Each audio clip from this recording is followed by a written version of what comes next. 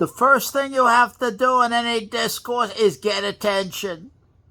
That's the first thing. You have to get somebody's respect, attention, and get them to listen to you with respect and hear what you're saying. And you don't do that, you don't accomplish that in a passive way. You allow nothing to be an excuse for not asserting yourself.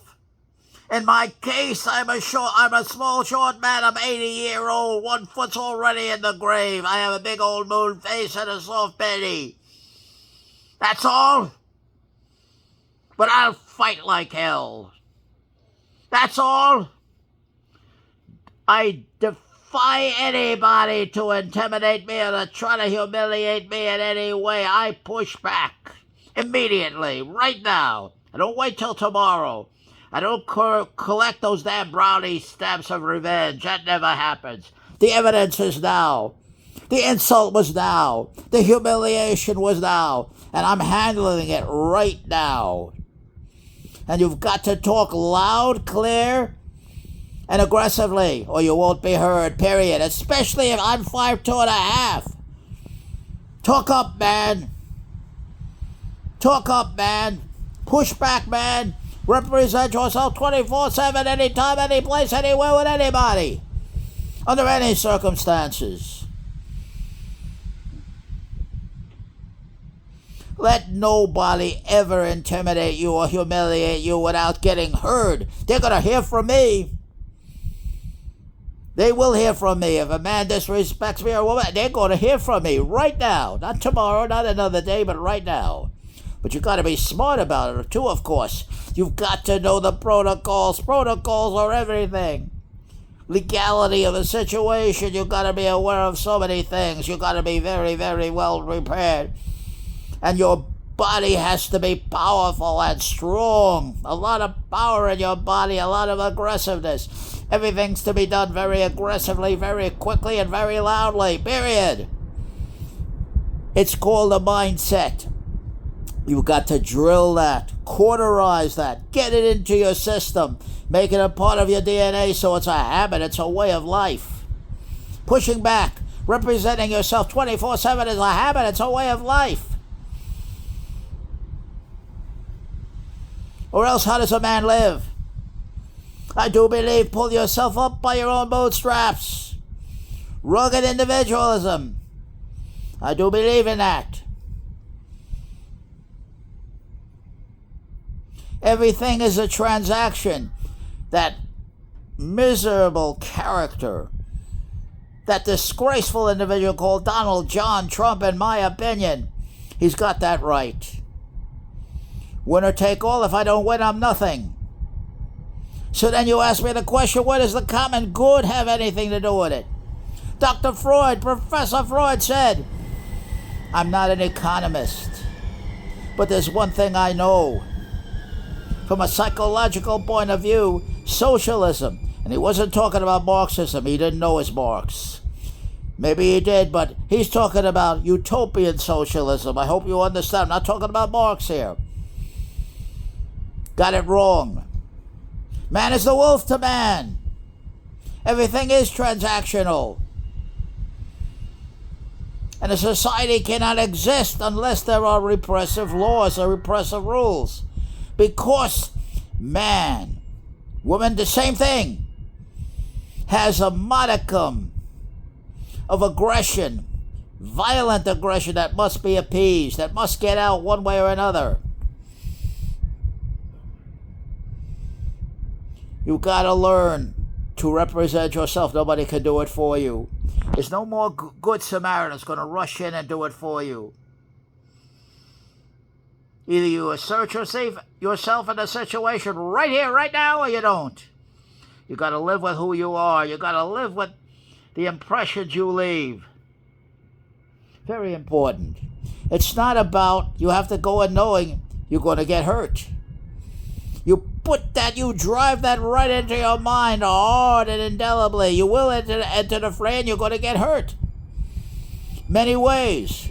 But you put that aside. You train for that. You get a mindset that tells you, go anyway. Go anyway. Do what you have to do to represent yourself. Do what you have to do right here, right now, with anybody, anytime, any place, so that you can live with yourself. That's all you have to do. It doesn't guarantee a good result. You're not going to get what you want, but make a deal. Let's make a deal. Let's negotiate. See what we come up with. Let's compensate. Let's negotiate. That's what it's all about. And that's where the man as a rugged individual is all that exists. So in that sense, the good Donald John Trump has got it right. Everywhere else he's full of crap. Everywhere else he's full of crap. But here he's got a good point. He's a disgusting, along with Mark Levin, Bill O'Reilly, is a disgusting, disgraceful joke for a human being. They use sensational language to get attention. They use mockery and ridicule to get their opponent's negatives up. When they can't do it directly in argument and evidence, they use mockery. They go back to the gutter with their tactics. These are guttural street tactics. And they work. It's called the bully. It's called the bully of the neighborhood. But these fellas also are charismatic. If you got a psychopathic narcissist, you're in a lot of trouble because they're very charismatic until they've got you cornered. And they've got the power and all of the power. That's what they want. And I refuse to let anybody, under any circumstance, get that kind of power over me. I refuse it. I refuse it. It wasn't always that way. I used to live my life cowering to the bullies because I was afraid. I was ashamed of the way I look. I'm telling to you directly so you know I'm not bullshitting. I was a very small kid, weak, humiliated. I had a big head, a big face, a big belly. I was soft and weak. In the Bronx. I lived in the Bronx, New York in the 50s. There were a lot of bully boys around then. Lots of bully boys around. I ran for my life. That's right, I ran for my life.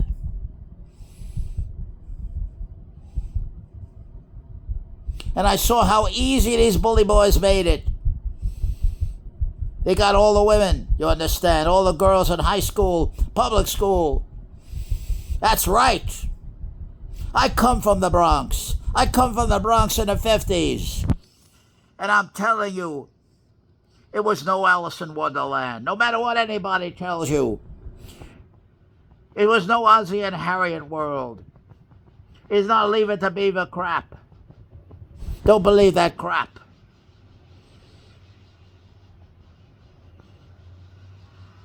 But the one thing you must not, you cannot, you will not tolerate is anybody trying to humiliate you, trying to bully you in any way. I won't stand for it.